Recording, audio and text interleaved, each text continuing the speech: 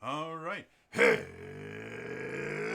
again, adventurers, and welcome to another exciting episode of The Legend of the Three Kingdoms.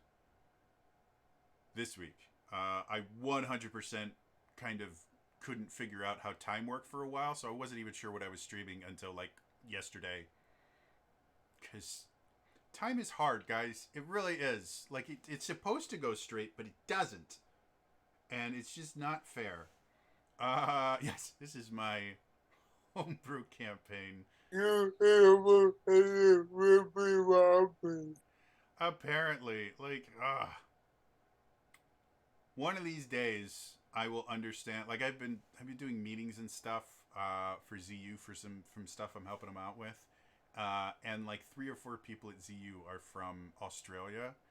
And so when I'm scheduling meetings with them, I'll be like, so like 7 o'clock my time, which is, I don't know, next month for you guys. I don't understand how time works in Australia. You guys have a half-hour time zone. Why? It doesn't make sense. Your toilet's flushed the wrong direction. Just be normal. By the way, they're all wonderful people. I have. It's surprising how many people I know in Australia compared to any other country in the world, but maybe it's because it's just so big. No, go ahead. Go ahead. Pick your fights. You're not want you want to pick your fight with Australia amongst all things. Go for it. No, Australia will kill you. Are you kidding? Yeah, Everything in Australia is 90% of the shit there is designed to kill you. And then they like there's not enough the things there to kill you. Then they're gonna make shit up like drop bears. Why? You already got this thing over here that'll it's a goddamn cockatrice. man. Some of the oh man. I for the longest time I wanted very badly to visit Australia. If for no other reason than the accent there is amazing, and I can't reproduce it because they don't use they're depending on how thick the accent is, they don't use any pure vowels. Um, and I was saying that like I was on a podcast once that was hosted by one of my Australian friends, um, and they were interviewing me, and I mentioned how well I specialized in accents way back then. I was much better at it than I am now because I was in practice. And she goes, "Oh, can you do an Australian accent?" I said, "No, there's too many diphthongs." And she, what? I said, it's a linguistic term. It basically means that when you pronounce a vowel, if you have to change the shape of your mouth while you're pronouncing it, that's called a diphthong. Like in an American accent, the vowel a, uh, you start a and you end e, so it's a, and you have to move in the middle. That's called a diphthong. A and E are pure vowels. Um, so most accents have a mixture of diphthongs and pure vowels for their vowel sounds. Australian doesn't. Every vowel sound they make is a diphthong, even ones you wouldn't think about. Like when Australians say no, they don't say no, they say noor. I don't know why they add an R to it, but they at every single vowel that they say is it has that. And at first she was kind of offended at first. I'm like it's not a bad thing. It's just how it's linguistics. You know, it's just how the it's just how your particular accent developed. And it's not 100% like generally the bigger the city that you live in, the less of a quote unquote accent you will have because things get things get kind of mulled when you have a lot of people all around each other, and especially if you live in a city that has a lot of foreign travel, like you will start to lose your accent. That's why like people that live in Toronto or the other one, Vancouver, don't have those really pronounced Canadian accents where they go, "Ooh, what are you talking about, eh?" But the further away you get from big cities like that, the more the kind of rural accents will show up. So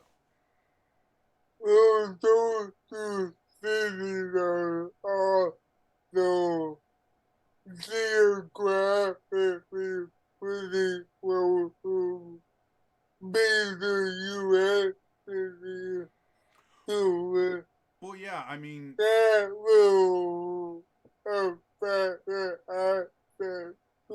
most of populated Canada is close to major Yeah, U.S. cities. Like they don't they there's like huge swaths of Canada yeah, where people don't live.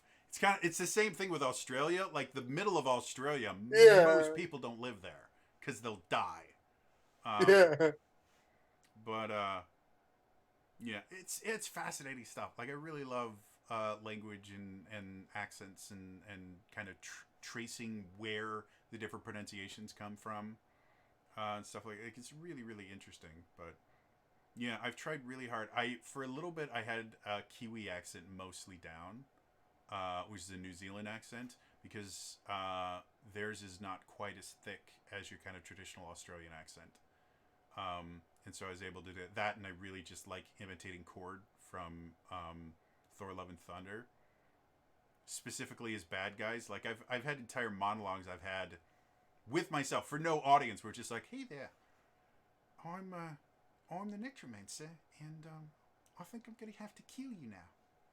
It's nothing personal. It's just I kill people, turn them into zombies, and use them to kill more people. I think that's a pretty good deal, because you may be dead, but you get to keep going on and doing things. You know, you have a very full life after your life. I think that's a very nice thing. So, yeah, it's time for you to die." The choice of an accent can sometimes that just will completely shift the whole topic subject matter that Mm-hmm. you're dealing with. Like the one of like if you go back to the the movie, which is a great version of What We Do in the Shadows, Reese Darby as a werewolf. Werewolf is a horrible, voracious creature. We are cursed. We are like, we changed it like we're all big about that. But Reese Darby as a werewolf going, we're werewolves, not swearwolves. And it's the attitude is like, oh yeah, we're gonna have a fight now. We're gonna fight some vampires now, eh? It's one of those things. I like using soft accents where you really don't think they should be. Like just a really kind of like what's his name? Is it It might be the guy that played Luna Lovegood's father in Harry Potter in the Harry I Potter know the guy. movies. I don't know He's the done actor. his Yeah, first name's Reese. I know that. I yeah, can't remember his last name, but he's done a billion different things. yeah. He's a brilliant actor. But he's Welsh, I believe. And he has this really, really kind of smooth. His natural speaking voice is this really kind of smooth, sing-songy Welsh accent. And it's one of the reasons why I keep trying to get a Welsh accent in my repertoire because it Oh yeah, because he spells it weird. I just looked it up. It's Reese Ifans. something like that. He's a R A great R actor. H Y S IFANS. Yeah, I believe he was the Lizard in Yep. the Amazing Spider-Man series, and he was really good at that. Like every role that he gets, he really just kind of sinks his teeth into it and does a really good kind of complete transformation without needing like a lot of costuming or anything. Like his character in Harry Potter and his character in Amazing Spider-Man don't look that physically different. Like he has more muscle in Spider-Man, and it's really about it. But they're so drastically, diametrically different characters that you almost can't recognize them. And I love actors that can do that. Leonardo DiCaprio is another person like that, where he can kind of manifest these characters that he could be wearing the literal same outfit in every scene that he in every movie that he does, and he still would look different in each one. Against the use of the accent I like is when it's like Zig instead of Zag. Like I've referenced before, Mark Sherlock Holmes does a great usage. Like when you're doing a dwarf, most people tend to go into the Scottish brogue. I'm a fan of that as well. But I like his version of dwarves. They are Texan, Mm-hmm. and they even have Stetsons and boots. And it's like they're it's Brian Murphy from NADPOD, not another D&D podcast. A lot of his dwarves have Russian accents because they're up in the mountains. Also, I tend to Russian like is a that. really, really fun accent. Like the Eastern Yeah. European accents in general are super fun. Though Russian gets a little bit hard on your throat if you're doing it like really, really deep. Well, I've had Russian or Russian in quotation marks. A lot of people don't well, usually do a true Russian accent. like I like to go like some of the Baltic states and things like that where they start getting mixed in with like Polish and on the other things in there. They come out sounding really really interesting. So yeah, like I mean I feel I sometimes get frustrated because there's a few accents that I think are just really fun to speak. Like they're just really fun to speak, but uh, they like I really enjoy the Jamaican accent. It's really fun. Like the vowel sounds and everything are really fun. I am not allowed to do a Jamaican accent. Like it's not a good idea for me. Just not. There is not a situation where I can really justify doing it. But it's a really fun accent, and I can imitate Dougie Doug pretty well, and I love him as an actor, and I love him as a comedian. I think he's really funny. But there's just certain accents that I'm not allowed to do. There's like the Cantonese accent. I think is really really interesting, and it's a unique accent. It's another one I'm just not allowed to do. Hmm. But it I can do it really well because it's such a unique accent. It has so many unique aspects to it that it's not like anything else in my repertoire. But again, due to bad people misusing it, this is why we can't have nice things. But I do really enjoy. I can't remember his name. Is it Stephen Ye or something? I don't know. Uh, he's the one that came up with the emotional damage meme. Yes. He is amazing, and he uses Cantonese accent perfectly. I also see Russell Peters has a brilliant Cantonese accent as well. So yeah. Anyway, accents are fun. You should really learn a lot. Learn the language that the accent. It's easier to learn the accent when you learn the language with it. I can't remember the name off the top of my head. There's someone who actually specializes. There's like a website even about if you want to learn accents. Yes, I was going to mention back at Geek and Sundry when they had their guest hosted Vlogs, yeah. Signal Boost. Mm-hmm. Liam Neeson did one, and in one of his episodes, he mentions that website where they have all the different like voice samples. Liam O'Brien. I was like, okay. Neeson? I was just like, sorry. I'm OG Geek and Sundry. I'd be like, I'm damn skippy. I remember that. Of accents, unless the accents he's mastered are Irish. Sorry, Liam O'Brien. But he mentions the website, and yeah, it has like all different voice speakers from all over the world reading the exact same thing. There was, so you can hear that. I think Rob Paulson, also from Geek and Sundry, I think he also talked about that too. Yeah. There's so many resources out there that didn't exist when I was learning the way I learned my accents is I would watch, the way I almost got my Australian accent down is there is a television show called H2O Just Add Water. And what it is it's an Australian teen sitcom kind of thing about these three girls that become mermaids and how they have to hide their powers. Whenever water touches their skin, they have like 30 seconds before they transform into their mermaid form. And they each have different ways to manipulate water with their mind and stuff like that. And so it's a dumb Australian kids TV show, like The Secret World of Alex Mack. As I say, it gives me a real Nickelodeon. Yeah, it's a Nickelodeon show from Australia. It was produced by Nickelodeon. It was just for all Australians, and it's a great show. But because it's shot in Australia and all the actors are Australian, everybody has Australian accents, and so I could just watch episodes of that and just kind of like immerse myself in the accent. So yes, I watch, and it's the target market for that is teen girls in Australia. So, or no, preteen girls mostly in Australia.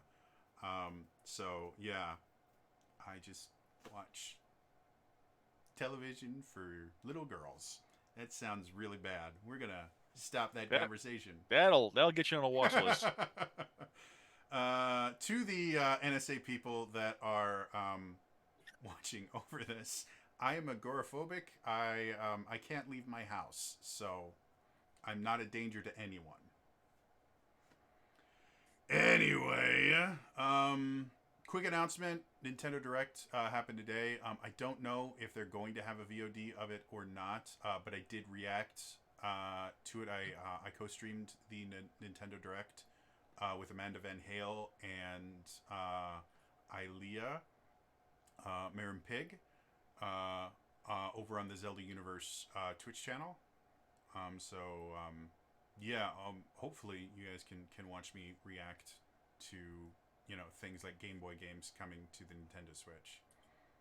And the last of my designing new dragons using the Talisman system went live today. I made Awkward the Warrior, who is a sprite warrior, and yes, it's very cute. Again, Talisman system, interesting system. It's a little bit it doesn't have quite enough complexity for me, so building a third character with it, I'm kind of happy I'm done with it at this point. Might be nice to run a one shot or a mini campaign with it, but I don't think I would ever want to try and run a full campaign in the Talisman setting. But next Monday, I have a new thing, a new system to discover, so we'll see what that turns into. Otherwise, I don't think there's anything else going on right now, is there? Check out Jody's 5-hour stream about a 1-hour podcast. Dear God. I'm sorry. No, I correct myself. 4 hour. Yes, 4 hours. I did Kyle Brinks, who's the executive producer of D&D, did an interview with a group called Three Black Halflings. Yeah. Because a lot of people were kind of misconstruing what he said and just didn't understand kind of the business context, because Kyle didn't explain everything in immense detail. I did kind of a reaction to it where I just added extra clarification and stuff like that, and it took 4 hours. But it's very informative. So yeah, it's on my YouTube channel. It's very long. Kyle did another interview he did with somebody else that I can't remember, came out today. And this person actually went into the interview not trying to catch him in a lie, which, by the way, Kyle interviews very, very well and is very well spoken. So if your goal is to try and catch him in a lie, you're gonna fail.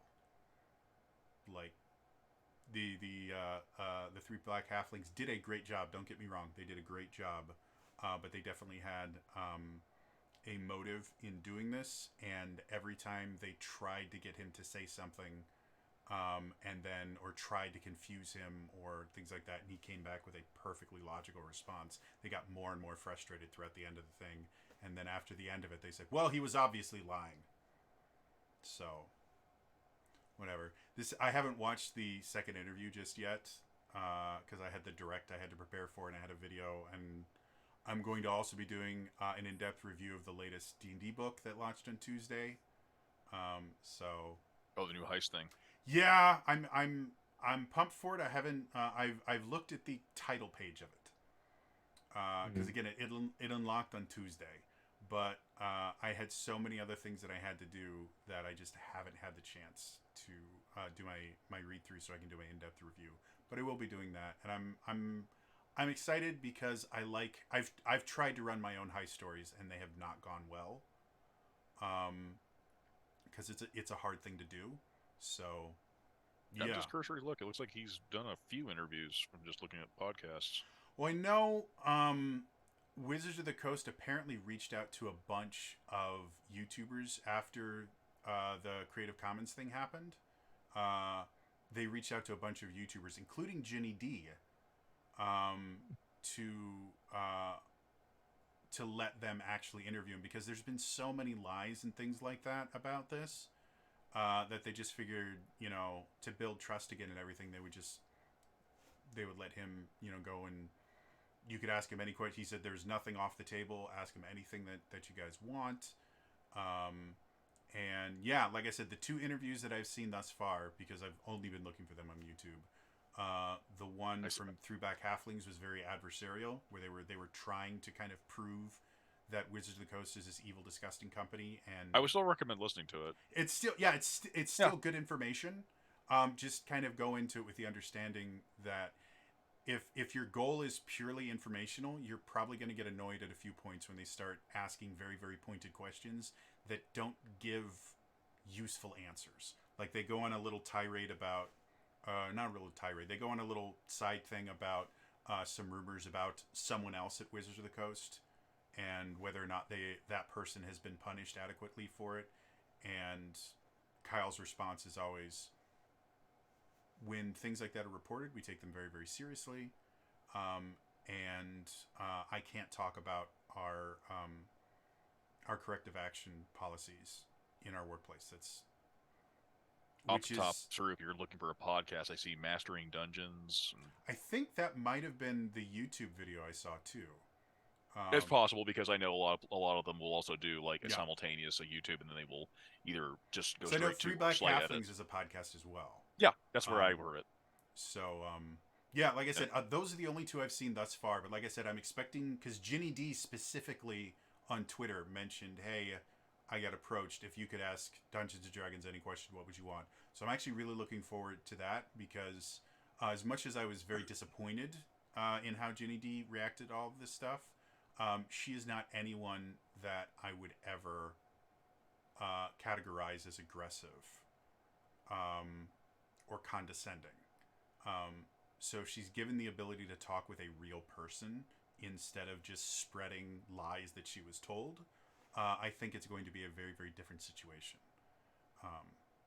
And I would like to see the question that she decides to ask. So, yeah. So overall, like I said, I made like 3 or 4 different videos about this subject. It was all lies. At this point now, it's going to be time, and and that's what like Kyle just keeps saying. Yeah. Like one of the things Throwback Halflings asked him was, Cloud's like, well, how is Wizards of the Coast going to rebuild their trust? He said, we're going to do stuff. I can say it boiled down to it doesn't mean anything. We're going to rebuild their trust by actions. It boiled down to judge us by our actions. Mm-hmm. Which is that is the best response to a loaded question like that. So yeah, after seeing how Kyle has kind of dealt with all this stuff, it is 100% kind of regained my faith. I hate to say this because I never really distrusted Wizards of the Coast. But I didn't trust them, but it wasn't out of a malfeasance. It's like, I just don't usually, I wouldn't trust anyone in regards to like people. I have a whole opinion. We're going to go on a tirade. Oh, Don't do that. Yeah. But it was more pull of the idea. Pull back. It was more of the idea of just like some of the actions they took recently. I think just made things worse. And seeing how Kyle is kind of stepping in front of this stuff and taking the exact right actions, it makes me more hopeful that the company's going to get through this fine. And I'm going to keep saying this again and again. I think the one thing people are going to are sleeping on, and they should be talking about just as much, Creative Commons. Yeah, Creative Commons thing is huge. I think it's all because of this whole discussion and people not understanding OG and all this kind of stuff. I am not an expert either, but I do understand bare bones basic. Creative Commons is huge for the move they've done, and I am very interested to see what's going to happen. So, yeah. Otherwise, play RPGs. They've done quite a few different studies. Playing an RPG, all of them. Playing RPGs makes you a better person. Like literally, people that play RPGs. I think they specifically did people that play D&D, but RPGs in general. Kids that play RPGs score higher in empathy, which is an extremely important thing. In just being an overall kind of good person, being able to empathize with other people is essential. A complete inability to feel empathy is what defines psychopaths. So empathy good, RPGs give you empathy. Unless you play Pathfinder and then they just give you headaches. But there are therapists who literally will use an RPG. Oh, yeah, They don't like great. they don't take the red box and go over a character, but it's a would be it's a parallel really to it. interesting therapy session, though. Yeah. So I want to talk about I my can't remember. parents. So let's pretend your parents are a red dragon. Do you want to be the wizard or the barbarian? I can't remember the article. It's been so long, but I remember a study about people dealing with post-traumatic stress disorder was soldiers helping them. Yeah, there's so much untapped potential in RPGs in general, and so play RPGs. If you don't like D&D, that's absolutely fine. It's okay. I created an entire series on my YouTube channel where I just explore things that aren't Dungeons and Dragons. Not because I hate Dungeons and Dragons, I love it, but because there's so many other amazing systems out there. I was gonna say I once met a soldier in line while waiting to see Critical Role live at Gen Con, and he mentioned how he tried setting up a game fair in Afghanistan. And basically every company he called and said, I want to do this, they're like, yes, how do we get you stuff? Well, that's the other thing. Oh, go ahead. No, I was going to say, and yeah, he got a lot of soldiers introduced to tabletop role-playing games, and the best advantage of that is that they could play every night. I think Travis Willingham may have had a bit of an impact in that because he did some charity. He's done charity work for. Yeah, I think I was gonna say I think his brother was a soldier. Yeah. This is something that a lot of people don't seem to understand, and I because we were talking about like market share and stuff like this during the live stream last night, the vast majority, and by vast majority I mean upper 80 to 90% of RPG publishers are considered small businesses. Like, even if you get to something as large as Paizo is barely outside the realm of quote-unquote small business. Because of that, they have so much more leeway with how they run their company, and you have a much better chance of approaching a manufacturer and going, hey, I'm really interested in this or that. I'd like to do something with you. They generally, even kind of low-level executives generally have a lot more authority to do unique things than something like if I call up Wizards of the Coast right now, I'm not going to get through to Wizards of the Coast. I'm going to get an answering system of some sort. But like I have a contact at Renegade because of my Power Rangers stuff. And Renegade, because they don't publish a single RPG system, they're a big company. Renegade's bigger than Paizo, I'll guarantee that. But they also publish a crap ton of different things. I have a contact at Wizards of the Coast. Her name's Mitzi. She nice? She's a dragon. Oh, well, now my picture taken with her. Oh yeah, that was one of the things that when everyone kept saying, "Well, I have contacts, I have secret contacts with Wizards of the Coast," I said, "Well, I'm friends with Chris Perkins," which is technically kind of almost true if you don't think about it too hard. If you squint at it, look it sideways. Because I met him at Gen Con one year, and after fanboying over him, someone from Paizo came up and he said, "Oh, have you met my friend Jody?" He called me his friends, guys. Him and I are best friends. We're gonna have soft tacos later. We're gonna have soft tacos later. One of these days, I gotta get Kiri to guest on one of my D&D shows. That would be fun. Anyway, you guys want to play some Dungeons and Dragons? I'm sure I haven't pissed you guys off enough with this dungeon yet, so. Oh no, this dungeon is fun. Yes, very much so. So now it's time to return to the Legend of the Three Kingdoms.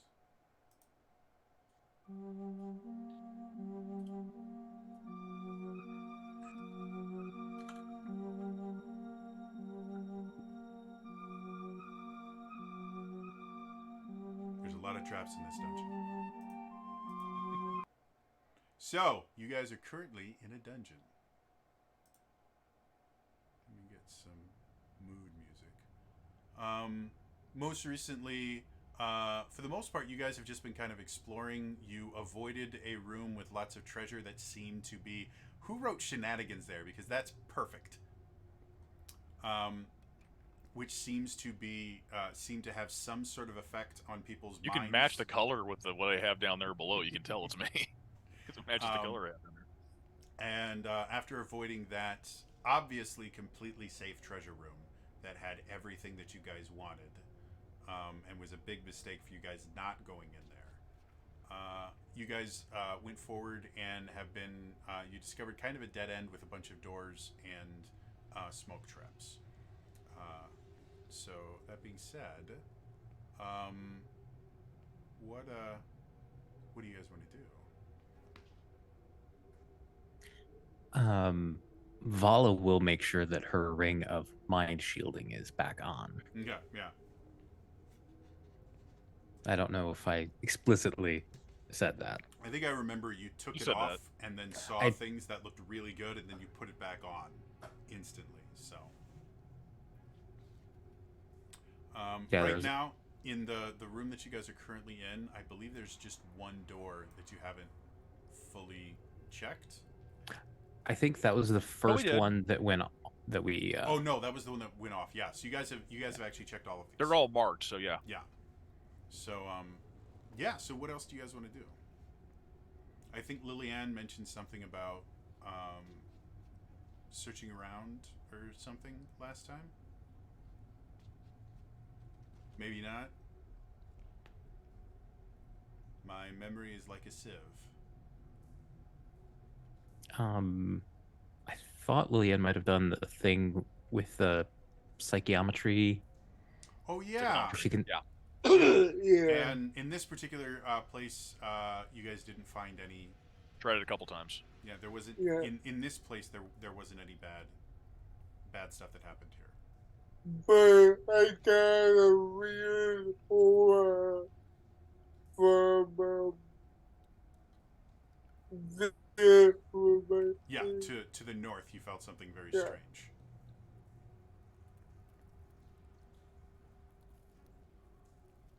Well, Rowan's position is this place is.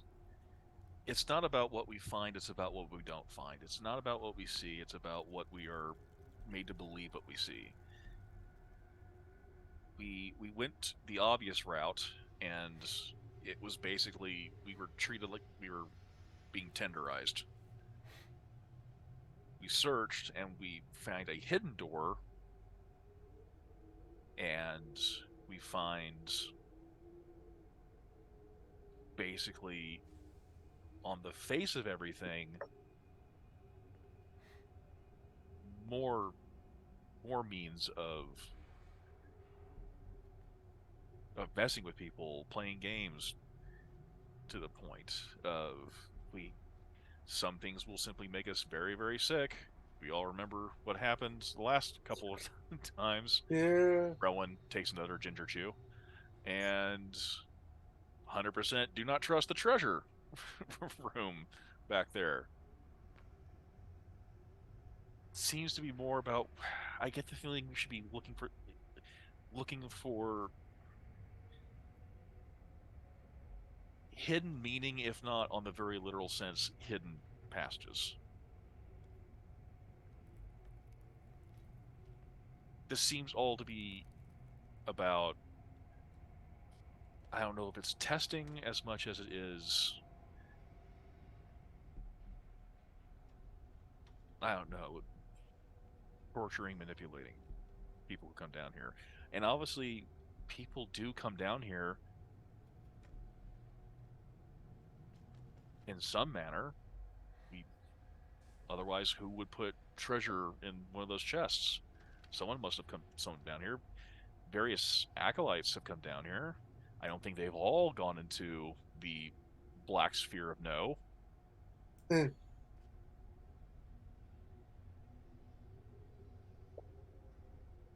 Do wonder where the bodies end up. I mean, maybe we can't do any room for hidden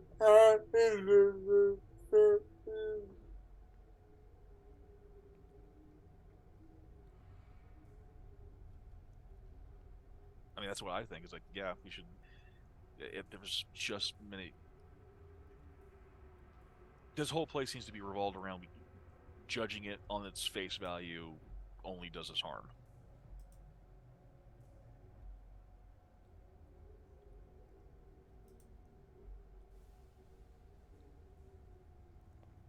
Oh, then I will go into a different and I'll start investigating for hidden doors, hidden hidden Okay. Give me an investigation check.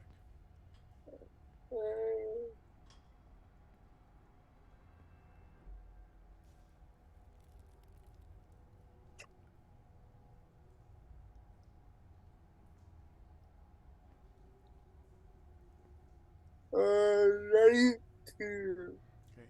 So as you look around, other than again all the walls having perfect right angles, nothing about them seems strange. You're careful to avoid the area that has the trap in it. But everything else, you know, like you push on the walls, you feel for seams or anything. As far as you can tell, it seems like a normal room.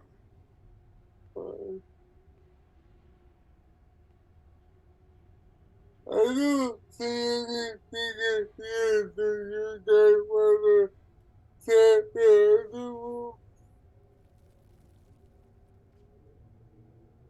I know I got a very odd. I know you did as well. A very odd feeling at that room at the north. Yeah. I also find it very odd your ability to read an area or object. This place is done, and again, acolytes have come down here under the propaganda, the misinformation about what the Dark Lady is about in regards to being a torturous entity. It's very strange we're not that we didn't find anything.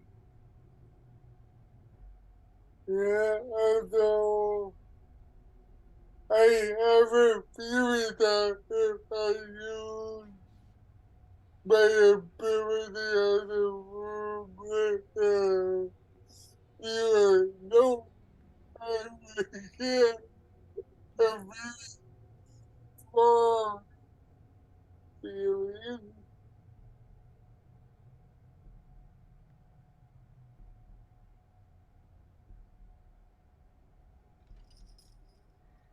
No, no. I mean, do you want to try the room? I am wondering if is there a pattern to any of this, or is there a the door we came in? I wonder, is it possible there's some form of a hidden marking that if people do come down here, they know what to look for? Like if we go back and examine the hidden passage we found, is there a hidden detail, or is it just so well hidden that you wouldn't know unless you've been down here before? I mean, I didn't see anything when I was investigating it, but Well, I mean, we found the access to the way. I just wondered if there's yeah. any like hidden markings, hidden patterns, or maybe there's just if you know what to look for, or if you come down here. Well, I mean, all the here, if I remember right, I rose with not one of my thoughts back there, so I'm assuming I wouldn't have seen anything. So, yeah, I mean, I didn't see anything, that didn't mean it wasn't there. If you guys would like to effectively kind of look at the secret door that you've already found to try and use that to help you find more secret doors, you are welcome to do that. It'll be a flat intelligence roll. And if you succeed, you'll have advantage trying to find secret doors moving forward. Well, I was also wondering, it wouldn't necessarily be applicable to me because it would still be in for me. But I was reminded that's one of the uses you could possibly do with investigation. You kind of like investigation. The reason I did it a straight intelligence check instead of specifically investigation was investigation generally is like you're searching for something specific, and because I know how these things were done, there isn't something specific on them. Like there is no marking, and making you guys roll to find out that there's nothing there is just going to be a waste of your time. However, the idea of examining the structure to see how it goes to give you a better idea of, okay, well, I know how this works, and if I look at the walls here, there's going to be certain places where I go, well, I know it can't be there because I know how the mechanism works and it just wouldn't fit there. So I wouldn't force you guys to roll to see if there was a marking or something like that, because it would just be a waste of your time. Well, again, it's not necessarily marking, but like in some form, like something that stands out that would make nothing. The door stand out. I'm telling you from the rolls that you guys have made, you have already figured out that there's no marking, there's nothing that differentiates it visually.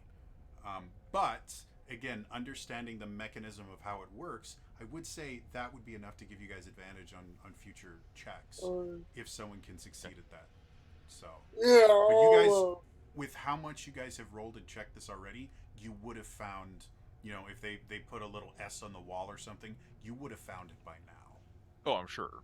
So that's why I'm telling you guys all this stuff right now, is just that would have been information you would have at this point, and it's not fair for me to make you roll just for me to tell you, oh, I got a nat 20, great, you found nothing. Like that never feels fun. Right. See, I found the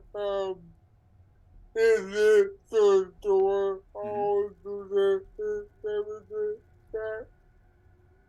I didn't get the last part of that. Since you found the first door, what? I'll do that. Okay. Go for it. Thank you, Libel Sapper. I have always wanted someone to ban. Ooh. No, And just like selling me ways to get followers and things like that. Oh. Nothing bad. Like it was just like, hey, do you want? No, I don't. And I just didn't know in the future if that was something applicable, because I was, again, reminded from another stream, and it's just when you look around for clues and make deductions based on those clues. It's like, basically for me, it's still intelligence. Yeah, like I said. I rolled it 21. 21. Yeah. So yeah, looking at it, 15 for what it matters. I'm gonna try this again. Right. No, then stutter. Yeah. So, looking at it, you do start to see basically how these walls work. They're actually kind of similar to a garage door, where it's weighted and there's a little bit of a pulley system that seems to be hidden by a lot of the walls. But because of that, again, there are certain places where because there just isn't enough space, there's certain places that there's not going to be a possibility of a secret passage being there, and you can now kind of see what you need. So I'll say anyone searching for specifically for secret doors, you have advantage on any checks, investigation checks to find secret doors going further. I would like to spend a couple minutes very closely examining the weight mechanism. Sure. The weight mechanism itself is hidden behind the wall. So if you want to do that, you'll need to find a way to dig into the wall. Like you can tell that it is there, but to physically look at it, you have to find a way to get into the wall. I would like to go to see. I would like to go to city council and apply for a permit for You renovation. you can do that. The However, problem is it's probably in a crater because of the draft. you need a green C624.7 form, and right now they only have the pink C62437.2. Don't you bring Vogons into this game, I would Bring Vogons into this game. I would like to call my friend Jordan and have him hack into the city council mainframe. So yeah, like Um, I said, if if you want to hack at it with a sword or any other creative way to do it, you have to take the wall down first. Is all I'm saying. Okay. Yeah, I will pull out a hammer Mhm. and some pitons. I'm Yeah. sorry, are you really doing this? Yes. You're gonna I tire will- yourself out. I'm going to try to hammer in and get an idea of some aspect of the mechanism. Sure. So let's start with getting through the wall. Go ahead and just make me a strength athletics, and this is just to see how long it's going to take you to do it. Okay. That is a 17. 17. Yeah, it takes you the better part of, because you're being very careful about this, it takes you the better part of 20 minutes. But you have no problem getting through. Something that you do find as you are kind of hammering this, and you get through probably about 2 layers of stone, you suddenly come to stone work. Mm. As opposed to, like, you were digging through what seemed to be natural stone, but then you hit actual worked stone and like blocks and things like that, and that's where this mechanism is. And it's only like 6 to 8 inches in from the wall, or from the edge of the wall. But what specifically do you want to find out about the mechanism? My goal is to understand the mechanism enough so that I can cast Locate Object and then move to another part of the dungeon and try to attempt to find another weight. Interesting. Take inspiration. Damn it, I already have it. Yeah, you got to use it more often. I do. So the weight mechanism, I don't know if you've ever seen like metric weights, like the ones that are actually,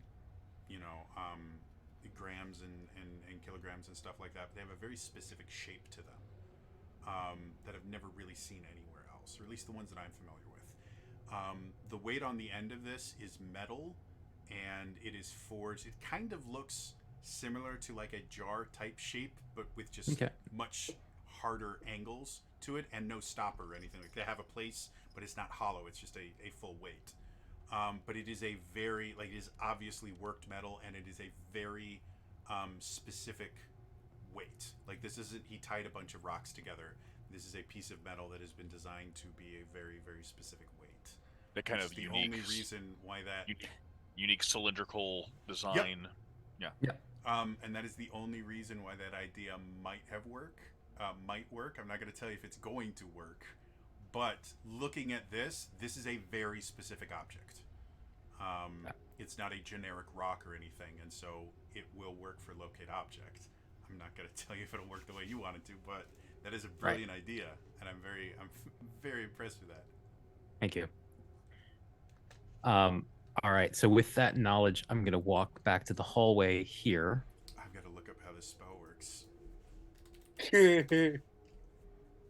because again, this is a brilliant idea, but I'm going to limit it to what the spell actually does.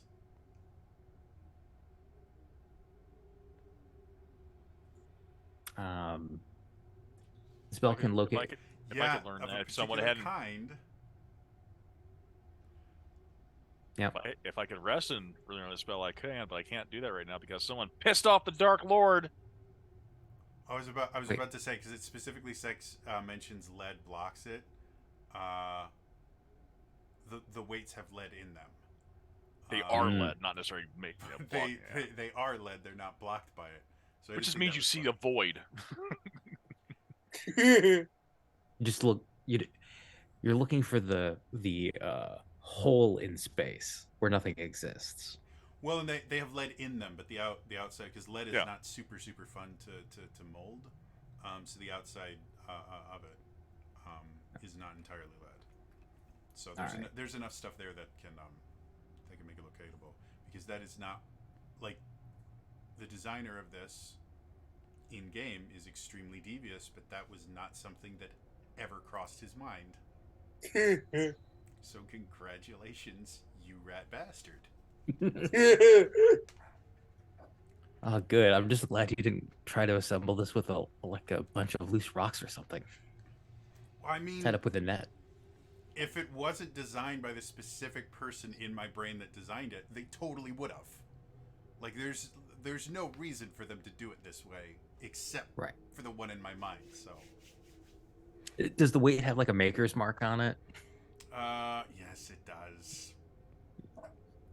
It's you're learning too much. I'm about this sorry. game. I thought you were fucking around with us. It really has a maker's mark on Yes, the weight. it does. 100%.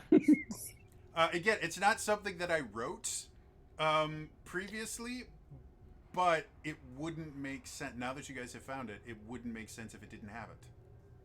What does it look like? The Maker's Mark itself is... oh, shit. Argenta. Make a history check for me.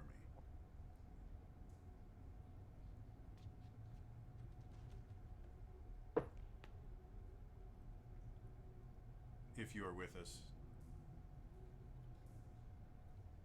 I am 19. Okay. 19, cool. So as Vala is going, guys, I figured out this thing, and Vala's kind of explaining her plan.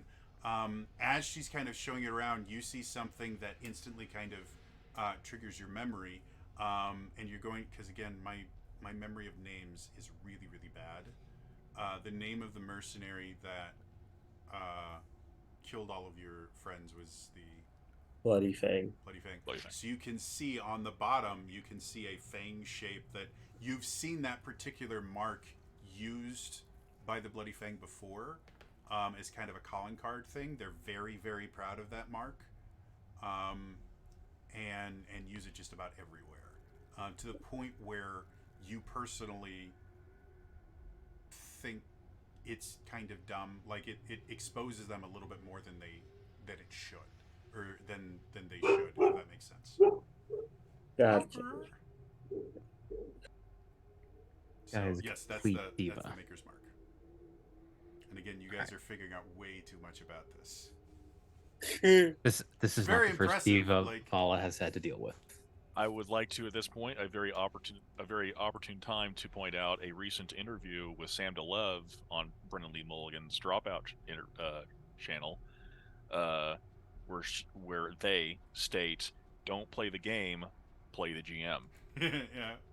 Well, again, like the way that I do this stuff, to give you a look into my mind, is I create characters, because I'm an actor. That's what I do, and then I use their motivations to do things. So I don't technically have to plan absolutely everything that they do, and I don't have to write everything beforehand, because as soon as you guys present me with this situation, I can just, well, what would they do? And I know the characters well enough, at least the big ones. I know them well enough that I know what they're going to do in these situations. And I cannot justify him not putting a Maker's Mark on it. I can't. There's no way for me.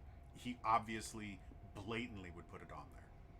So, congratulations, you have outsmarted my made-up character. All right, so with all that in mind, Vala is going to stand in the hallway and cast Locate Object, looking for a kind of weight. Well, where are you standing when you cast go, this? go Obviously, ahead and actually put your mini I'm where you are. I am Okay, right, so you're there. right there. All right, so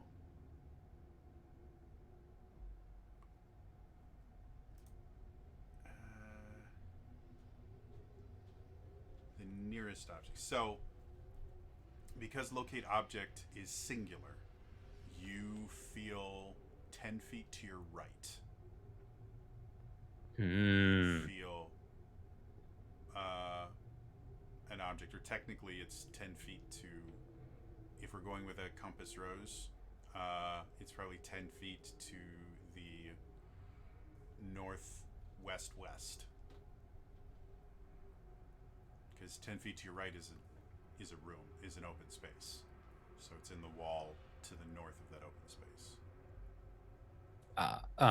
Right about here. East. I'm sorry, not west. Oh, that's okay. East. You're feeling something right here. Okay. Or I'm closer going to there. very carefully walk into this room Okay. and attempt to find a secret door. Sure. Go ahead and make an investigation check with advantage. With double advantage, because 19. 19. Yeah.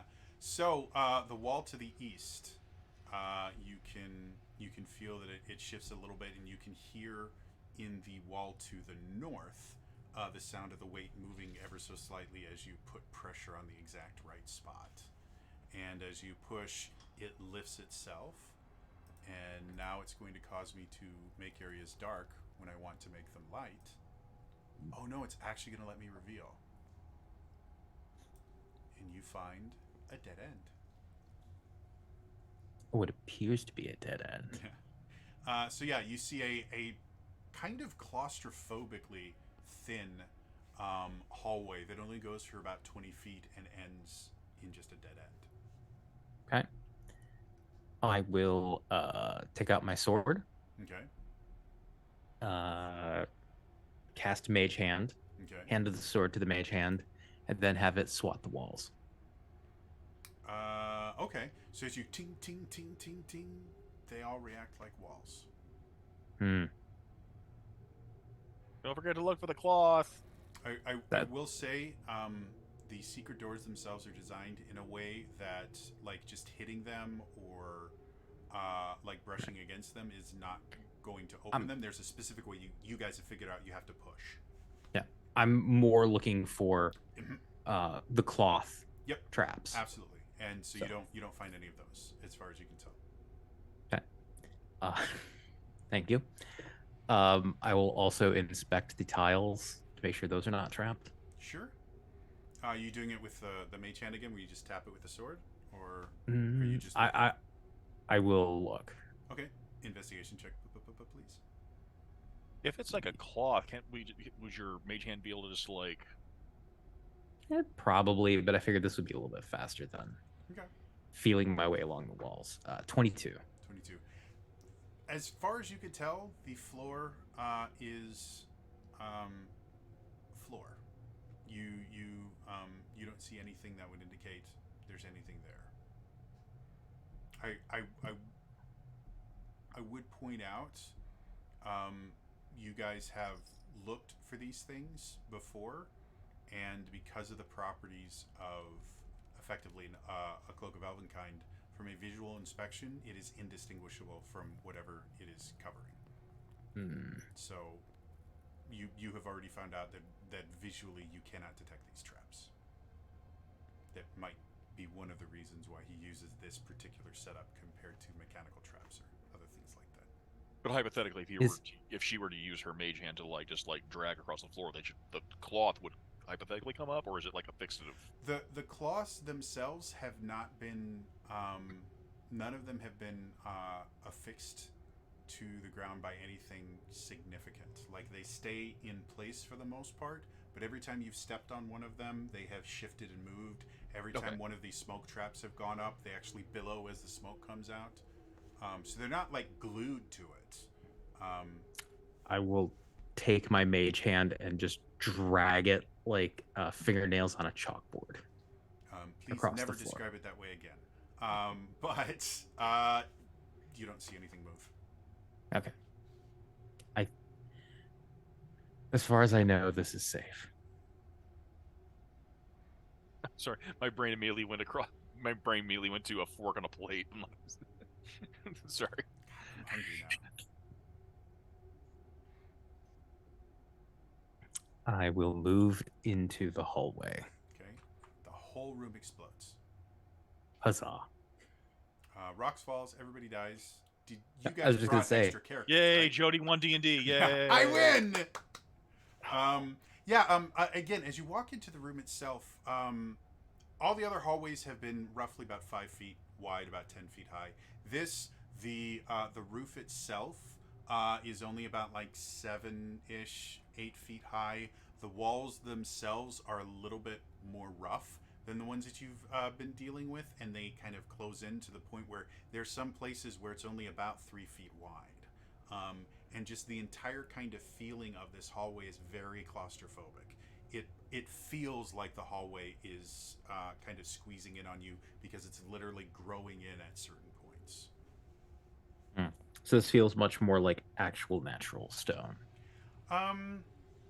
Yes and no. It feels intentionally smaller. Like I use the term claustrophobic on purpose. It feels like it's trying to trap you, to give the exact right feeling.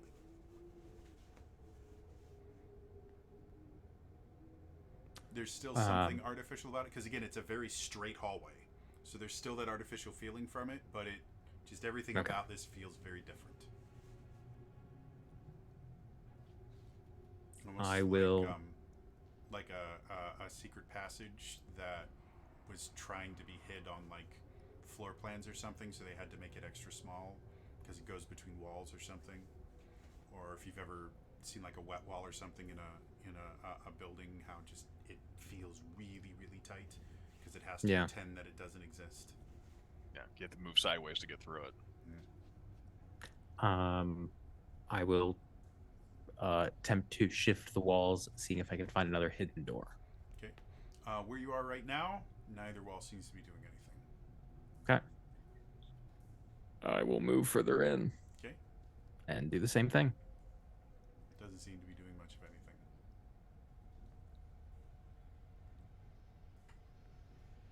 I'll move further in. Okay. And check the walls. Okay.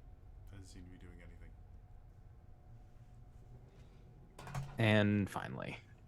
Give me even or odd. Ooh. Odd. All right. To the north, as you are kind of feeling around, you suddenly feel a and it moves ever so slightly as you push the way that you know will unlock a door, and you can hear from the east wall, you can hear the sound of a weight kind of scraping through an opening. So you think to the north there is a secret door. I like how everybody else is still back in the original hallway. Yeah, everyone else is like, "You still alive? Just scream if you're dead." Well, we remember this. We remember the damn clouds. No. You guys are being smart. I almost thought about just having like a rope tied around me so that way you could pull in case there was a problem. Or to bring the corpse back, you know? Yeah, I mean, I've got some good shit on me. I will let the other one, let everybody else know I found a door, and I'm gonna try to push it open. Okay. As you do, everything explodes.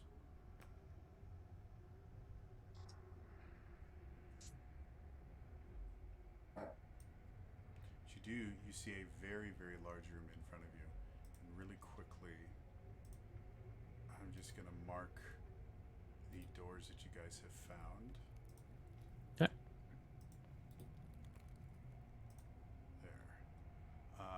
So, as you look in, going from the very much kind of claustrophobic room that you're in, you look out and you see a massive room. You kind of peek your head in just ever so slightly to avoid actually going into the room. The roof itself goes up easily 50, 60 feet. You can actually see what look like natural stalactites on the top. This is a cavernous room. It's still perfectly rectangular. And the floor itself, unlike the rest of this, where it's mostly just been kind of smooth stone, the room itself in here is perfectly flat, almost cement-like, perfectly flat. Like if you've ever seen like polished sealed cement, in like Sam's Club or something like that, those big, where they don't paint the floors or anything, it's just polished sealed cement, kind of has a similar look to what's in here. Okay. Rowan's in the just outside of the passage. Like you did check that wall, yes? Which Yeah, one? The one? The one you're standing right. This one. I don't want to get blasted into. I don't want to get blasted into this other wall. Why would I do that? It's not like he put the same trap twice, Stink Cloud. Right. No, the trap is going to be behind me to shoot me into the room.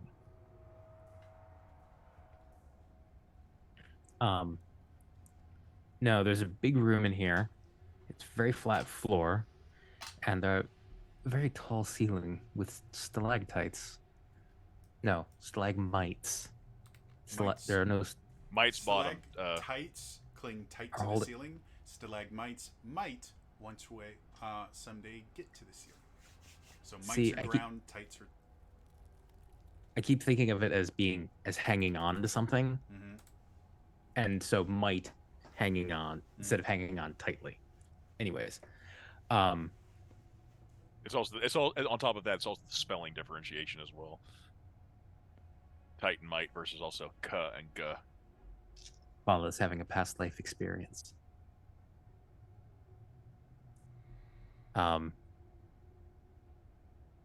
So I will call back to the others and let them know. It really feels like this room is meant to keep us coming in single file.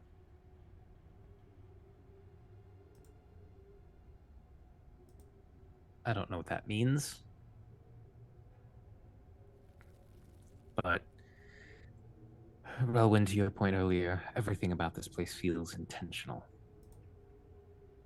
And so if they're trying to squeeze us and make this claustrophobic and then bring us into this big wide open space, it's these two concepts that are at odds with each other. Well, it should definitely be enticing to want to go in there after being in this tiny space, like you pointed out. Is there any levers or pressure traps this person seems to genuinely love? A type of a setup before something kicks off. Right. I'm also thinking last time the floor fell away and dropped us into an ooze, which would mean that we would be on our guard for some type of a floor trap. I don't believe it's a floor trap. I believe there's something in the ceiling. Point of order, it was slime, not ooze. Totally different. Apologies. I stand corrected. I'm sorry. Yes. Slime. Sorry, continue. I couldn't help myself. I'm sorry. It was a pudding. It still hurt like a son of a bitch.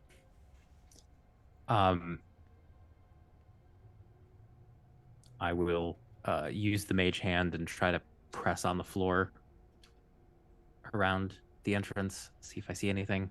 Okay. Seems like the floor. It's a nice floor. Vala will Whoever make. made this floor, it did good work.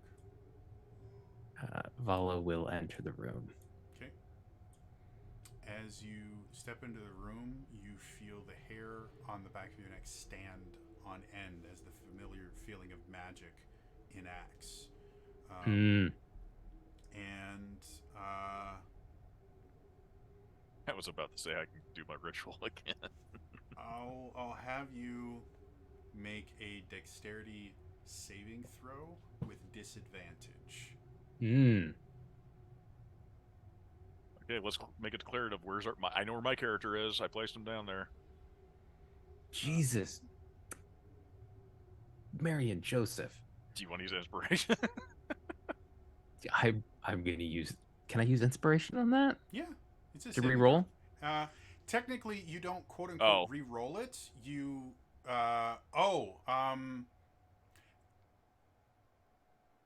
What's your ruling on because game it would inspiration? normally whatever your first roll was. If I'm- you wanted to use your inspiration, I'll let you basically allow you to choose the first roll. I am not going to do that because I rolled a 1 and a 3. Okay. So, yeah, inspiration won't let you re-roll, but and the 1 was first. Oh, you roll with the okay. so yeah, as you sit there, you suddenly realize, as you step in, you feel the magic activate. You suddenly realize that you are standing on the roof. You don't quite understand why, and then you also realize that the roof is perfectly flat, and the ground has a bunch of stalactites on it that are getting bigger and bigger and bigger. Oh no. And you impact. Oh. You take 5d6.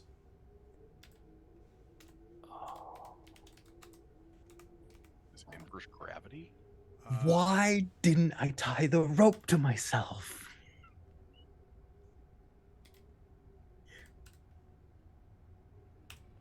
So you take 11 points of bludgeoning damage and 6 points of piercing damage as the stalactites puncture your body. And as you kind of get yourself back in order, you realize again you're on the roof. And the floor is 50 feet away, and you drop again. Oh And no. you take an additional. Can you make a dexterity save or something? He did make a dexterity save at the beginning to try and Oh. hold on to something. That's what the Well, dex I mean, I save was talking about falling, so I didn't know if that was allowed or not. Yeah. Uh, There's really not a whole lot to hold on to. The thing that he tried to hold on to specifically was trying to hold on to the wall, and that's why it was made with disadvantage. So, Yeah. when you return to the ground, you take an additional 12 points of bludgeoning damage as you pow.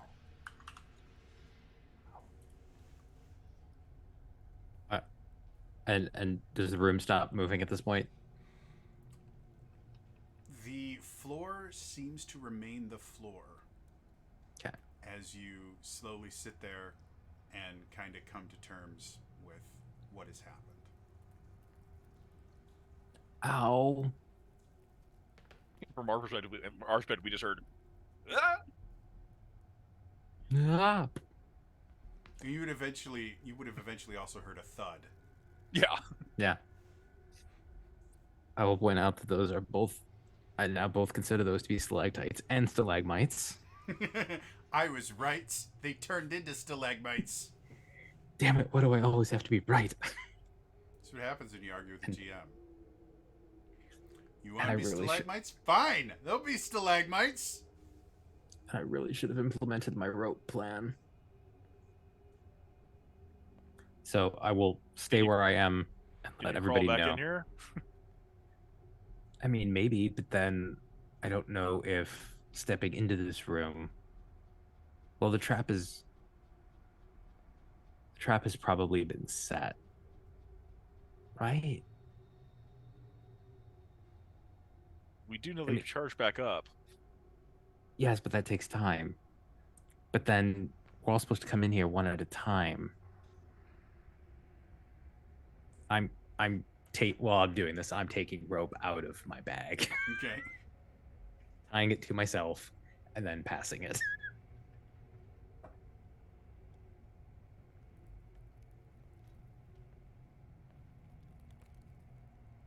Um,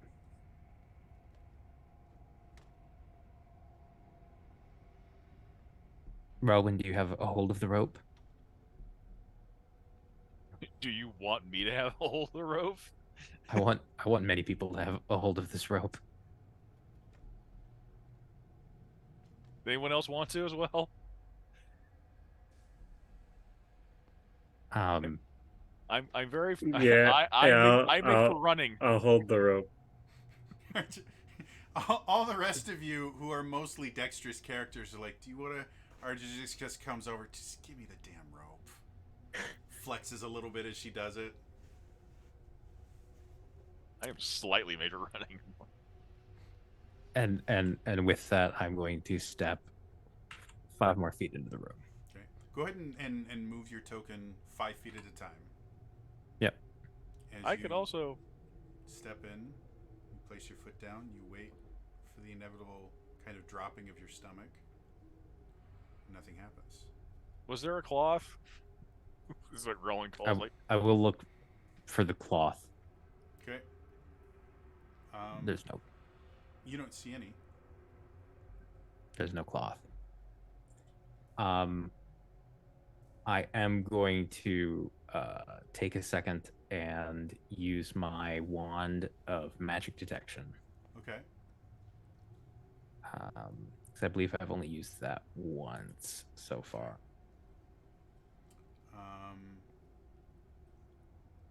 So I believe detect magic, it basically makes anything magic glow, and it'll give you the school of magic if there's a spell, right? Yeah. So there is transmutation magic throughout this entire room. Everything in the room is just soaked in transmutation magic. But I'm not getting any like glyphs of warding or anything. Nope. The entire room is one giant transmutation spell. Oh God. I will let including so the spot that I'm standing on and the spot that I stood on and got ejected up and then back down. All of it is just coated in this transmutation magic. So I will let everybody else know. Setting foot in this room will probably set it off. I don't know if that means just for the person that walks in, or if it's everybody that's in here will have that happen again. So one other question I have for you is, how long is the rope that you tied to yourself? Because the kind of standard rope that comes with your pack is 50 feet. Yep, So is that I what believe you- it's just that. Okay. Yep. Because that will kind of affect how things work in here.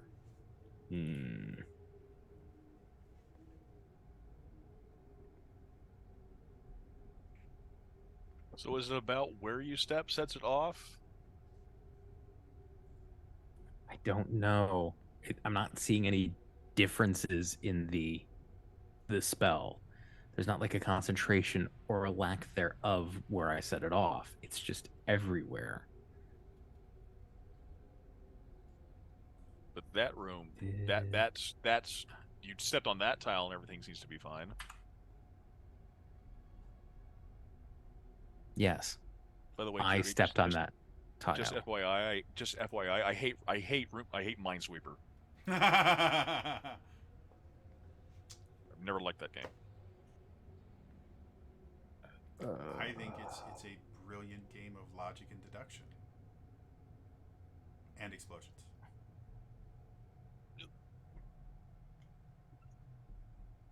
Fala's kicking herself for not taking flight this morning. Damn it. What you guys want to do?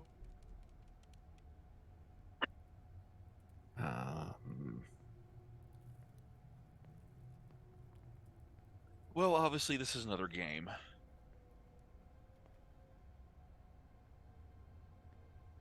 Yes. Is it possible this is a literal game? I don't feel we know enough about this person to know if he's the type of individual who likes doing that. Argenta? Yes. What? From your dealings with this person, I don't know if you know them well enough. They weren't exactly a trap master the last time I checked. This is new. He seemed to rather enjoy it when you all encountered him for the first time. I think it's a newfound hobby ever since he joined up with certain vampire Dark Lord. This is new. I mean, the only thing I knew from him before was that he would blow things up. It was his MO. If you'd like to roll a history check, you might be able to kind of discern a few other things you might have learned over the years of, because you hunted him for a few years before you found these guys. Yeah, that's fair. I'll roll it. It happens. 17. 17. Okay, so trap things 100%. This is a new thing. He didn't generally do a ton of traps. However, uh, one of the things he seemed to kind of pride himself on was he considers himself a master tactician and a master planner. While he's never been good at creating his own things, he's very good at kind of manipulating situations and planning for certain outcomes. So, does that make sense to you? Yeah. So I'll share that with you guys.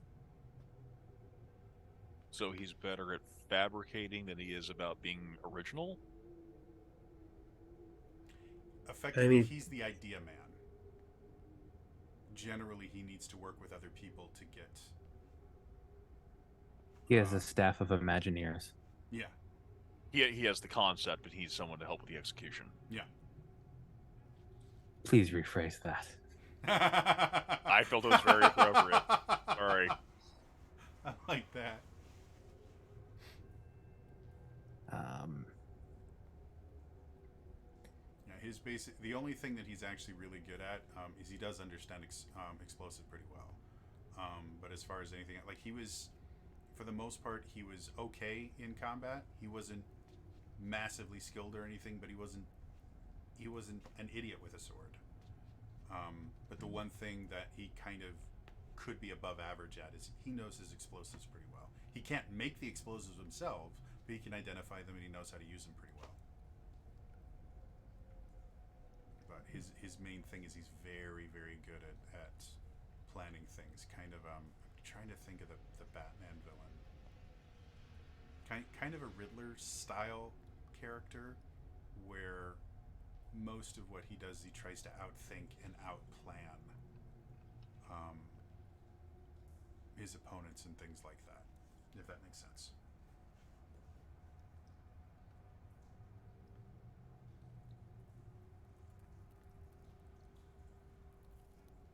So what do y'all want to do?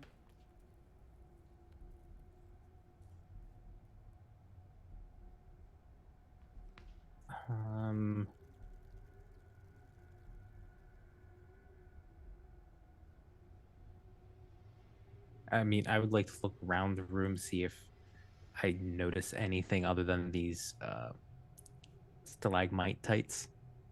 Sure. Make me an investigation check. Or perception check would make more sense for that. 21. So looking around, the room itself is kind of exceedingly boring. Other than the stalactites and the very smooth floor, there's nothing here. Compared to the other rooms that you've been in, like this is almost just a box underground. Like everything else has looked kind of like it almost might have formed naturally. It wasn't likely, but in a very weird, physics problem kind of way, it might have formed all these right angles. This is a box.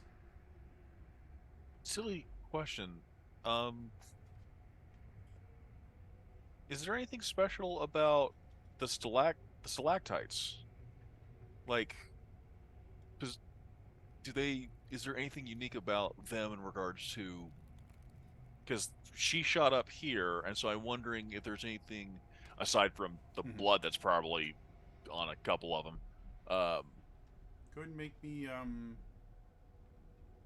I'll let you choose perception or investigation, whichever you like better.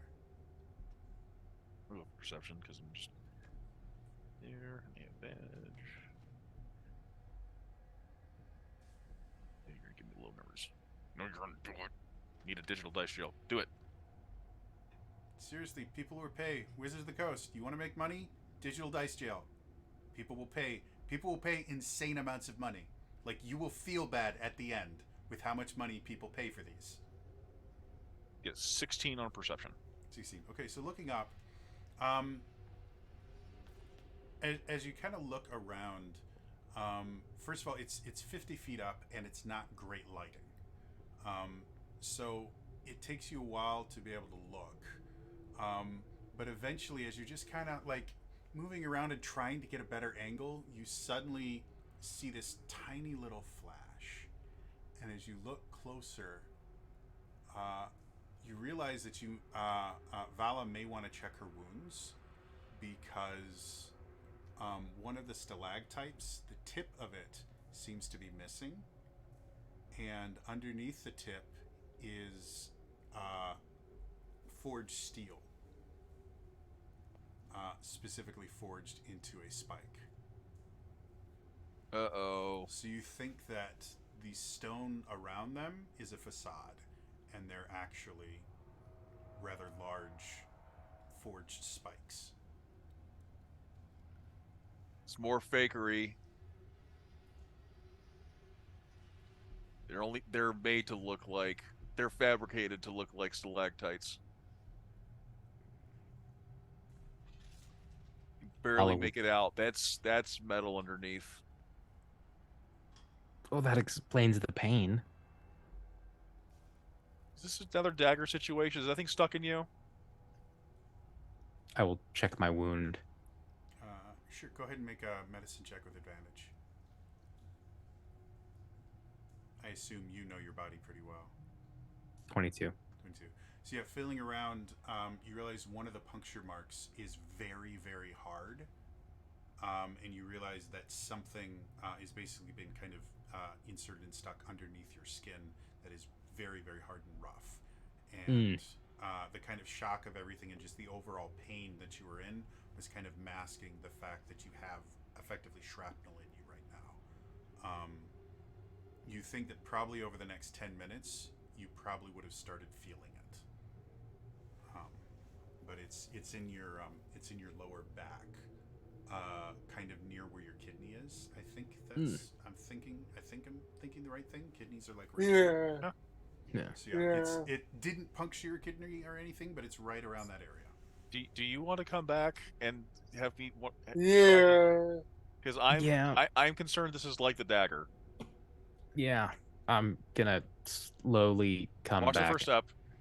Okay. I watch my first step. Okay. Everything explodes. No, nothing happened. I'm now in the hallway. Okay. Still nothing happens.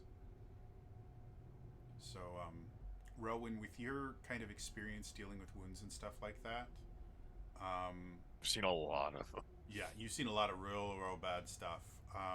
The first thing that you notice is from the outside, it looks mildly red around it. You know, obviously it's a puncture wound, but it looks mildly red. But as you kind of poke into it, the inside of the wound that is effectively plugged by this, you could see the little edges where the stone is actually interacting with Vala's innards is very inflamed. Like whatever this stone is made of, it is reacting very harshly to her. And it's at this point, Vala, that you're starting to feel that discomfort. You can feel the pressure back there of it, but you also it feels physically hot. Hey, this is causing a reaction. I need to get this out of you right immediately. Yes, please. So just standard medicine check. Okay. And again, with your experience, you can have advantage. Okay.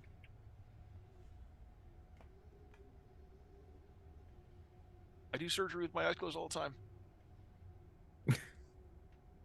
Don't. 15. 15. So yeah, not an incredibly difficult thing to get out. As soon as you take it out, however, I am worried about bleeding. it starts bleeding Oh, come on. pretty heavily. So you kind of plug it up as much as you can. But as you take it out, you could see there's like holes and pock marks in the stone itself. Whatever this stone is, as it reacted with her blood and internal organs and things like that, it seems to have. And now everybody has different characters. I'm sorry. I tried That's to shut perfectly that off fine. with my That's camera. perfectly fine. My camera refused to cooperate. I have a cool way to fix that. Everything's fixed. I was gonna.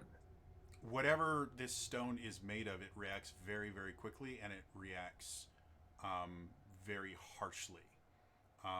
with the human body. And so as you kind of look in, like this, the wound itself looks infected as it's bleeding. And this is after only a few minutes of it being in contact with this rock. Now, does this look like I got to it quickly enough, or does this look it's like definitely infected, but it is infected? Okay. It's not like you don't think you need to amputate or anything like that. You know, wash it, keep it clean.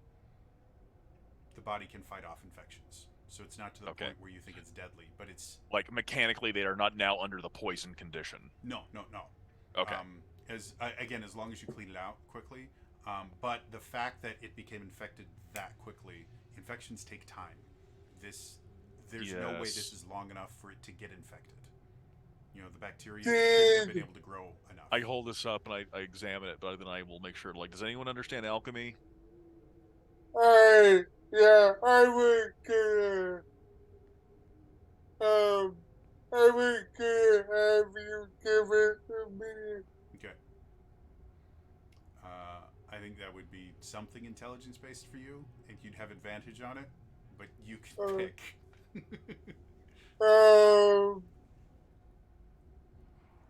Let's see.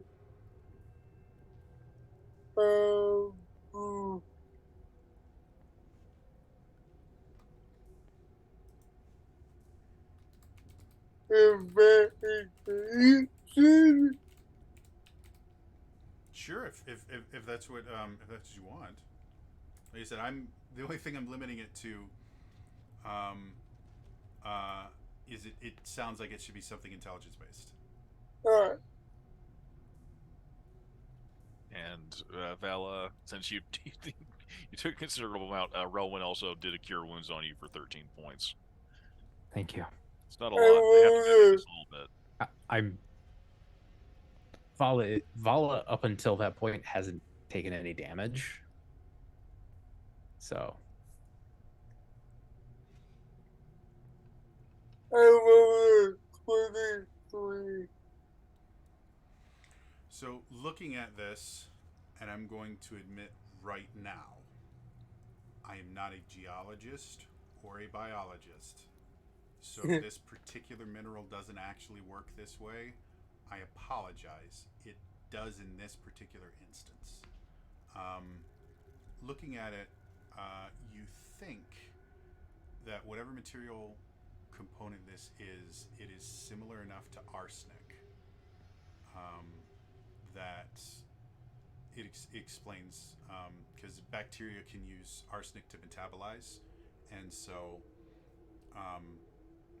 effectively whatever this stone is, the stone is made of this arsenic-like material and has bacteria living on it, so that as soon as the bacteria is put into a nice fertile environment, like inside the human body, it starts to multiply massively fast. And obviously there's a little bit of magic mixed in to make it go even faster. I will wait, am I doing anything else? Side effect was that accident? Not really, because your skin has bacteria on it constantly. So you think it'd probably be a bad idea to touch any kind of orifices like eyes, nose, mouth without cleaning yourself off, but you don't think touching it on your face is going to and I will tell this. See like an oxygen something similar. Bacteria might be a bioweapon with bacteria and pathogen oxygen. because of course Vala is the one who would be. Of course, I'm the one who would be a perfectly suitable test subject for some type of new bioweapon. to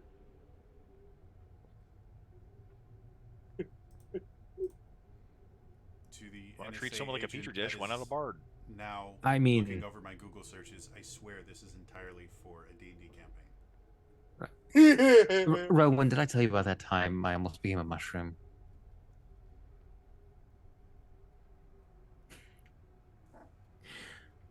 It was that or a werewolf.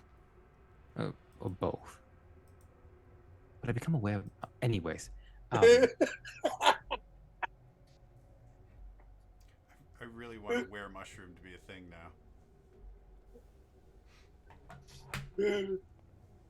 Lycanthropy. That That took you a minute. Okay. That was really good. Take inspiration for that. That was amazing. Okay. Say, I always thought it was pronounced lichen, and I didn't realize until like a few years ago that it's actually pronounced lichen. For anyone that's wondering what we're talking about, there's a kind of mushroom that's spelt lichen, which is pronounced lichen. It's weird. It's kind of, if I remember correctly, it's kind of like a mossy, fuzzy kind of mushroom. Yeah. Yeah. It's really good though. I like that.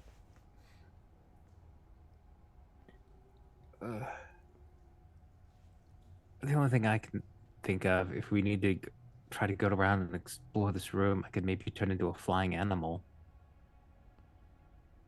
Yeah. But then I will be an animal, and that will take some power to do. Alternatively, I could become a larger one and tote somebody around and let them look at things. Okay, so what we understand from this, and what Argenta remembers, are the concept in this room: take a step, trap, thrown up into the. We threw up in the other room. That was the sneaking cloud. We are thrown up into the spikes. You think your torture is done, only to discover you then become heinously infected.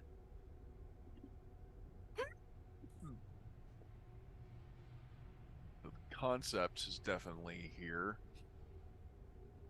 Excuse me. So again, we're falling back to, unfortunately, is there a pattern? And we've only taken 2 steps.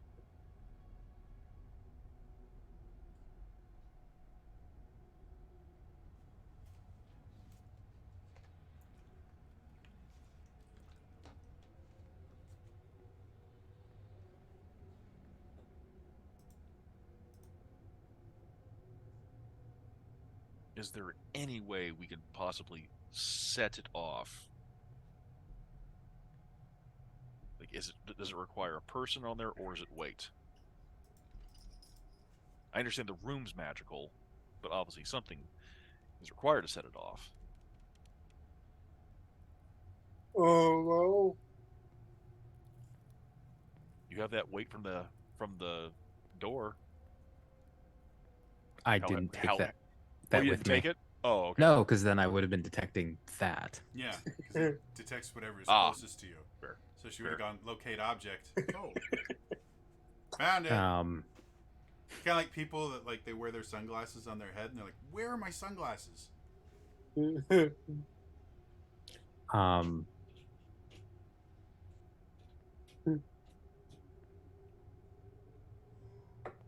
yeah, I was gonna say I don't know.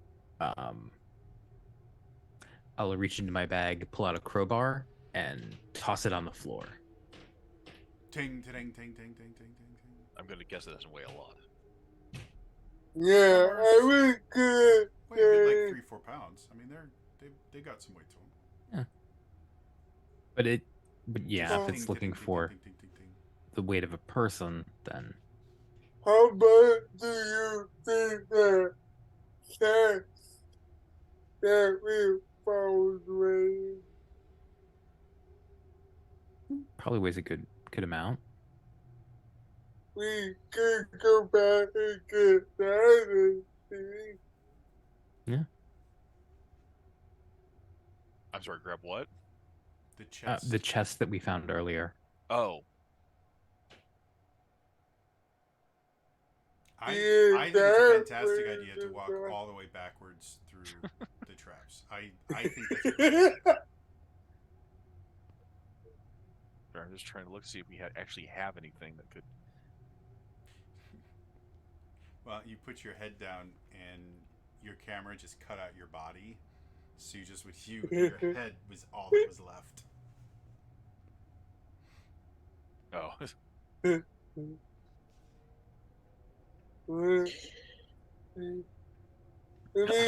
Ironically, the heaviest thing I have is my cook's utensils, all the gear. Then my I was gonna say, do we have? pounds. I was gonna say, would anybody like to cast iron into the room? Ah, because it's cast iron. Yep. It's funny. Yeah. What do you guys want to do?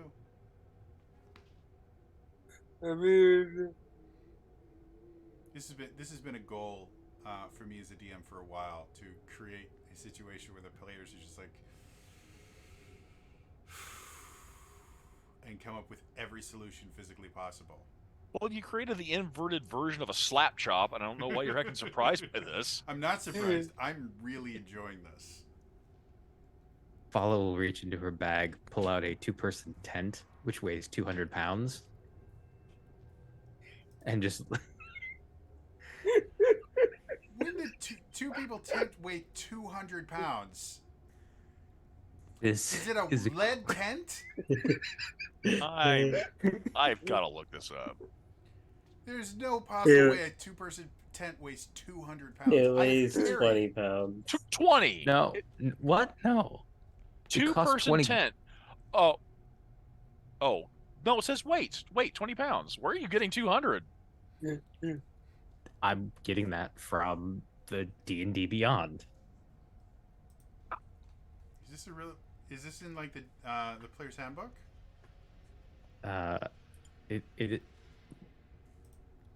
I don't understand. Do you have multiple? Do you have 5 2-person tents? I have 10. You have your own tent city? How did that happen? How? You got drunk and you went on Fantasy Amazon and you ordered 5 2-person tents. Did somebody? Were you just walking through somewhere and somebody goes, "Have I got a deal for you? You look like someone that loves a bargain." Guys, we have found out Vala has a shopping problem. You were up at 3 a.m. and you saw on your Scrying Crystal, the Home Shopping Network. And for those of you that call in right now, we are almost out of them. This is our 10-pack of tents. This is a deal value. This is well-treated Kansas. All of your friends, use You've our never custom lead line temps. Completely immune to scrying, and will give you lead poisoning by the time you wake up. Folks, these are going really, really fast. Oh, we've got a caller. Yeah, what's your name? Vala? Well, Vala, you have just made yourself one hell of a deal. What do you do for a living? Well, I do this and that. I kind of stick it to the man. Well, you're definitely going to be able to not only stick it to the man, but you'll be very, very comfortable while running from the law. So let's just get those credit card numbers, and we'll. I'm really sad. Vala just woke up. There was an empty snifter of bourbon. Just like that. Oh, what did I do last night? Where'd fucking camping gear come from? I ignore encumbrance rules, but 200 pounds of tents. You said you reached into your bag. I think is this like a bag of holding situation, or I don't know if I have one or not. you said you reached into the bag, so I presumed. I have the bag of holding. Okay. Yeah. And it's not full of 10 tents. I will pull out the sanctuary coin of the General of Control, hold it, see if it does anything. It doesn't seem to. I put it away. Oh yeah, you have a That's a good 20. Yeah, you have a idea. 20-pound tent. I mean, you sold 8. Pull out one of your tents. and then lay the other one down one after the other. You lay tracks down to see what's safe. I Oh, love damn. everything about this, guys. I have a totally different picture of Vala. Like you know how Argenta every time it's like disarm yourself, and it's like 4 hours later, it's like oh shit. Like Vala, every time you guys sit down to camp, it's like I'll be right there. Thud. Builds herself this little like mansion full of tents. Do you guys want to see the rec room?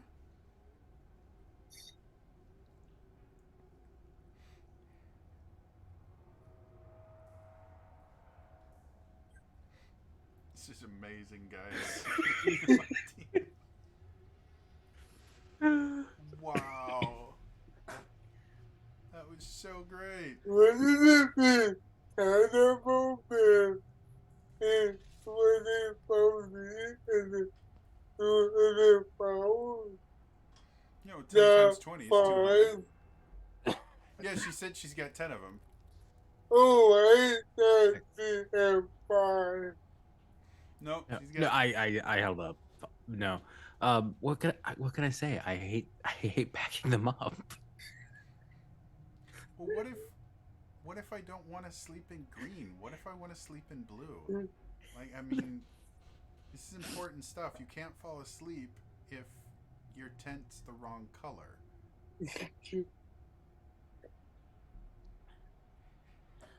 What if you accidentally burned one? Yeah, I mean, you need extras. We've established How with Vala. I mean, With how often you set things on fire, maybe you used to have like 40 or 50, and you're just now getting down to 10. You're like, damn, I need to go get some more. I only have 10 left. It reminds me I need to resupply. We have a caller. What's your name, caller? Vala? Val, it's great to hear from you again. You looking to buy another gross? Yeah, I was just. What do you do with all these tents? Do you help the homeless? No, I set them on fire. Well, it's a little bit worrying, Vala, but as long as your credit card's still good, we're happy for you.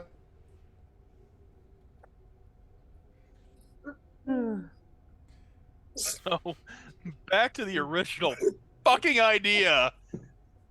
I just love the When idea. Vala puts the of Vala- 20-pound tent on the spot, does anything fucking happen? God. Where do you want to? Tell me on the map. Point I'm- me on the map where the tent hurts you. Tell us on the map where the DM hurt you. God damn. I'm gonna Who hurt try you? to throw it. I'm Who gonna hurt you, attempt to Daniel? throw it out. About Why don't you 15 put it on feet. the spot where you know it kicked off? So throwing the tent, you see it just go poof. Because it's a 200-pound tent. Nothing happens. Roll to see if you have a hernia. Oh, I pulled something. It's poking out. Uh, Oh my god. I love everything about this. Oh man. That was for the It's all fun and games until someone gets a hiatal. Fala I'm buys all assuming- your tents wholesale. she gets discounts on them. Just a cardboard cutout of Vala in front of some tent. Vala approved. Vala, you're in the wrong business. You definitely need to go into the supply business. You apparently have enough to start your own outdoor store. So or outdoor supply store. So These tents are great. Vala, you. Oh. No, I was gonna say you guys are absolutely wrong. I'm not going around setting these tents on fire.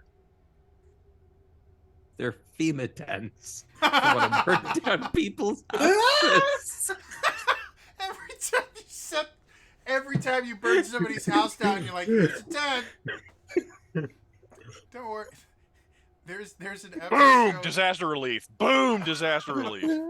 community where Pierce dies and he does this huge thing, and at the end he gives everyone a gift, and everyone gets like or at the beginning, like everyone gets a really thoughtful gift, and then also gets a cryogenically frozen bottle of his hyperviral sperm. And so the first few times it'll be like, here is you can use my summer home, so you can take the kids out. Oh, and here's also a bottle of sperm. By the time they get to the end, it's just like, here's your sperm. And so that's kind of what I'm seeing Vala. It's like Vala raining down hellfire and goes, here's your tent. Enjoy. Oh God. The vigilante has a completely different picture in my mind now. There's a fixed farmer's insurance card to each one. Well, you guys see the original Trigon? Like, the whole plot of it is there's these two insurance adjusters that their whole job is to find Vash the Stampede and just walk around him going, we will not cover anything he breaks. So stay away from him. If he breaks your stuff, we're not paying.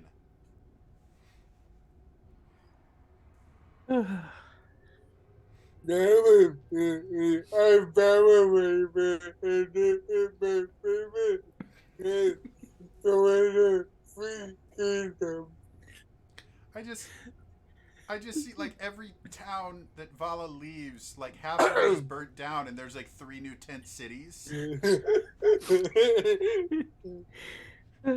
Eventually, people started getting sick of the vigilante, not because she wasn't doing good, but just because the cost of rebuilding.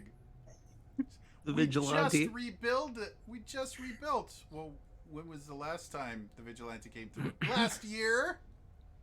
Okay, no, you're not allowed to be sad anymore. If this happens every year, this is bad planning on your part. Maybe go somewhere where your house doesn't burn down every year. The vigilante is the model of the tent.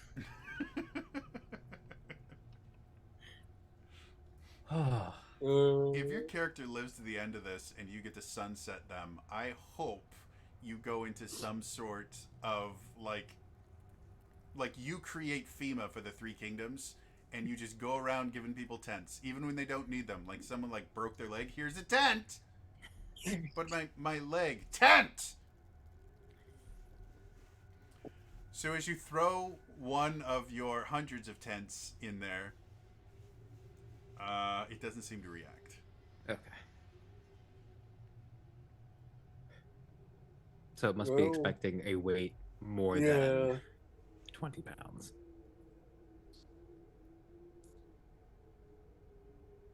Okay, so the average person, do you need to toss 2 more tents? Vala has stopped weighing people like pounds or grams or anything. It's like, well, that's easily 2 tents. Oh yeah, you're a 3-tenter.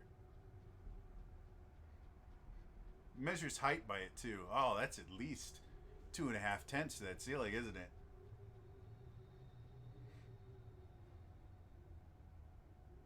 Your last name's Cabela, isn't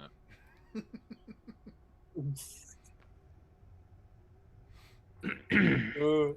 For anyone who, by any grace of God, has watched this stream, this is quintessential D&D, where this gets completely fucking derailed. Technically speaking, I never did put down what my family did. Just that he was a merchant. Oh, fuck me. Oh man, your dad sold tents. I love it. Guys, this has officially become my favorite D&D story, and I want to tell you what you have dethroned. We were running a pre-written adventure. It didn't even happen to me. It happened to the table right next to me, but we were both running the same pre-written adventure. It was the end of the kind of introductory quest of Princes of the Apocalypse. At the very end, there's a door that it specifically says in the wording that you pull it open and it gets you into a room. It gets you into a hallway that gets you to the final confrontation of this thing. The player characters at the other table said, well, I pushed the door open. And the DM, having read the word pull, said nothing happens. And they proceeded to spend an actual hour in a game store trying to figure out how to get through this door. They tried tunneling under it. They tried exploding it. They tried literally everything except pulling it. And finally somebody went, wait, can we try pulling it? The door opens easily. And the entire table went, what? You have dethroned that as my favorite D&D memory.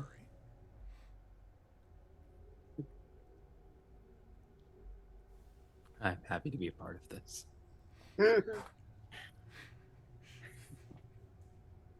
And since it's after 11 at this point, and we're not getting better than that tonight, I'm going to say that is where we're going to end it for today.